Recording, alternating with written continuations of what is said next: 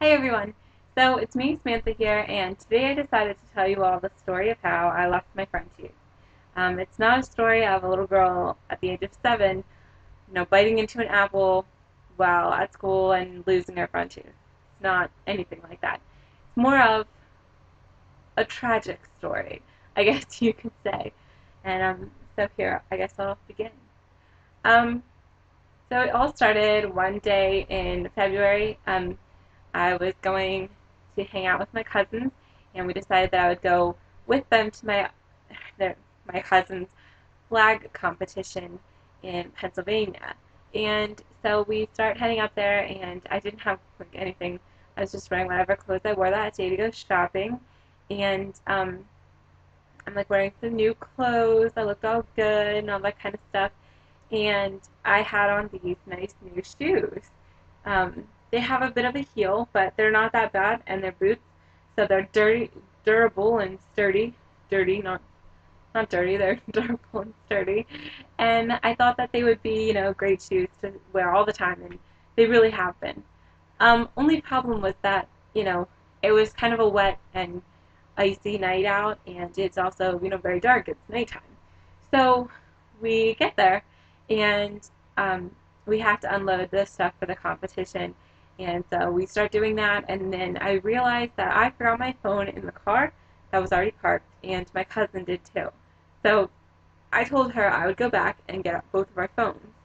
So I'm going back, but the competition is starting.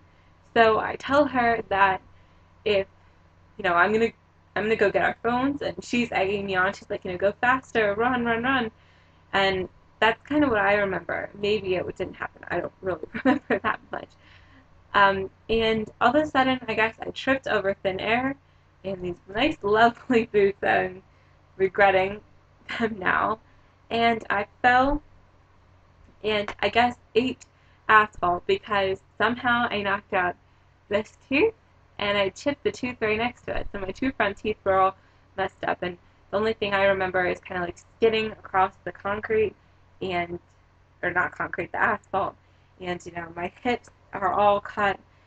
My jeans were fine, and I had a small cut on my like stomach. There was one little cut in my actual cami, which was brand new, so that was a shame. And my chest was all cut up, and my face was disgusting, and it cuts all my lip, of course. But I look down, and my tooth is missing, and I start screaming.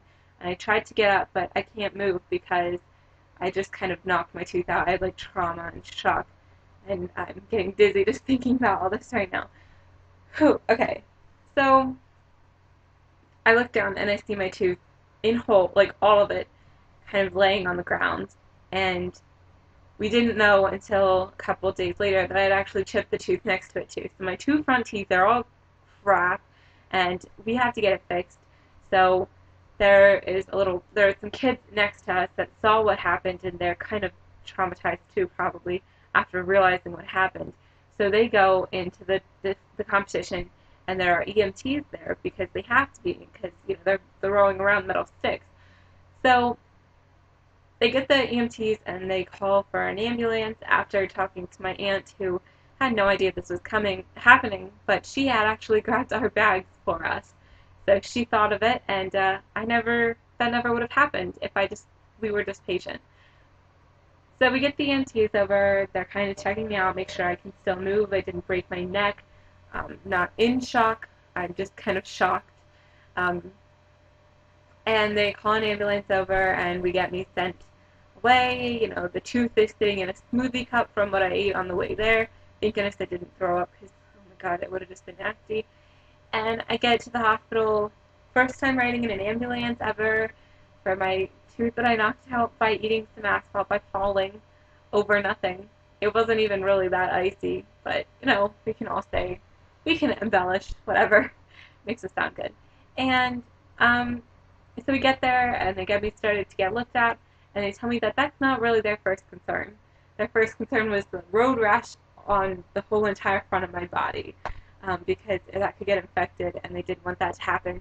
And my chest was really badly scraped. My hands were kind of scraped bad.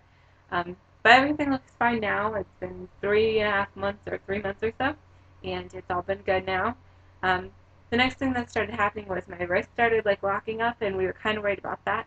They thought that I could have broken my wrist or my arm. Well, not really my arm. They thought I could have broken my wrist. So after going in for a CAT scan, I think, we go in for x-rays because they want to make sure I don't have a concussion because I had an incredible headache. Obviously, I just knocked my head on the ground, probably bounced up, and who knows what happened. I have no idea. It's all kind of a blur. All I remember is running and just apparently it looked like I was flying because my cousin said I threw my hands to the side and then kind of like landed. Um, so after the CAT scan and finding out I don't have a concussion, well maybe a mild concussion, I go in to get x-rays and I find out my wrist is fine, but I still get occasional pain. Just could be, they said it was probably a bad sprain. So I got a little wrist thing, which is actually over on my floor still. And so then they start thinking about the tooth, and they're like, well, what can we do? This girl has a tooth missing, and I refuse to let pictures be taken because, you know, those will come back and, like, haunt me at, like, graduation, so, like, now, or my wedding, whenever I bring home my, you know, future husband. My mom's going to be like, look at this time, she lost her tooth, it was so ugly, and blah. I don't want that to happen. I don't want my kids to ever see that. I don't even want to tell them that. Nobody is going to know about, well, everybody watching this is going to know about that, but they're not going to see it because my teeth are fixed. So I didn't let them take pictures. I They started to like shove the tooth back into my gum socket basically, and he decided that it would be a great, the ER doctor thought it would be a great idea to do with no painkillers, no Novocaine, nothing. It was all like just straight, you're here, we're going to do it now, we want to get it back in there. And he did until like 10 minutes later, the tooth just fell. And if you don't think I was traumatized already from losing my tooth already that day, having it fall out like mid-sentence is so much worse because you think you're done and you think you're getting healed. So we call my dentist, who thank goodness is the best dentist I've ever had, ever. And I thank the Lord for him all the time now because this is a miracle. And he told us to come from Pennsylvania down to an hour and a half away, go to the dentist. He'll be there. It's like, 1 o'clock in the morning. He said it's okay. We need to get that tooth back in. He performed some miracle work in my mouth, and he fixed that sounded bad. He fixed my tooth by sewing it back in or putting it back in. I go back a few days later, or a week later, and get a root canal. I had like 3 braces on my front teeth for a while, and a root canal spread out over 2 visits. I just got the braces off and got the teeth shaved down, so now they look straight, and even fixed the chip. It looks better. My teeth look better than they did before. This was actually like, it's weird because they look so much better than they would have if this never happened. So, long story short, don't run in a parking lot. That's all I can say because I've had the worst time afterwards, and I have embarrassing stories about myself now forever because on the next edition of Embarrass, Samantha, I can tell you about the time I got hit in the face with a rake. So this has been my story for today, and I'll love to talk to you guys more, but I've got to go, so I'll see you guys next time. Bye!